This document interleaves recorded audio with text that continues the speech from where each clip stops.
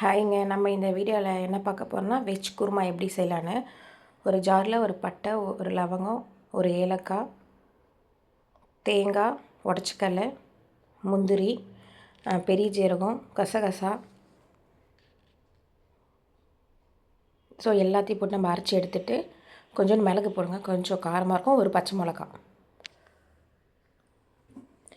ஒரு குக்கரில் மூக்கல்ல வேக வச்சுட்டு இஞ்சி பூண்டு மூக்கல்ல வேக வைக்கல வேக வைக்காமல் பச்சையாகவே மூக்கல்ல இஞ்சி பூண்டு பேஸ்ட்டு, வெங்காயம், தக்காளி, கொஞ்சோண்டு மட்டன் மசாலா, காஷ்மீர் மிளகாத்தூள், உப்பு, எண்ணெய், ஸோ நம்ம அரைச்சி வச்சுருக்கோம் இல்லையா, அதையும் மிக்ஸ் பண்ணிவிடுங்க. அதில் மிக்ஸ் பண்ணி எடுத்துகிட்டு ஒரு 3 விசில் அடிங்க. 3 விசில் அடித்து எடுத்து பார்த்திங்கன்னா சூப்பராக ரெடி ஆகிடும். நம்ம ஒரு கடாய் வச்சு எண்ணெய் கடுகு போட்டு தாளித்து அதில் ஊற்றிட்டு கருவேப்பிலை கொத்தமல்லி போட்டு இறக்குனா குருமா ரெடி. ஸோ நான் இந்த மாதிரி தான் வைப்பேன். ரொம்ப நல்லாயிருக்கும். ஆக்சுவலாக நீங்கள் மசாலா எவ்வளோ தேவையோ அதை ஆட் பண்ணிக்கணும். நான் கொஞ்சம் கொஞ்சம் போட்டிருக்கேன். ஏன்னா நிறைய காரம் சாப்பிட மாட்டோம். பிடிச்சிருந்தால் ஷேர் பண்ணுங்கள். பாய்.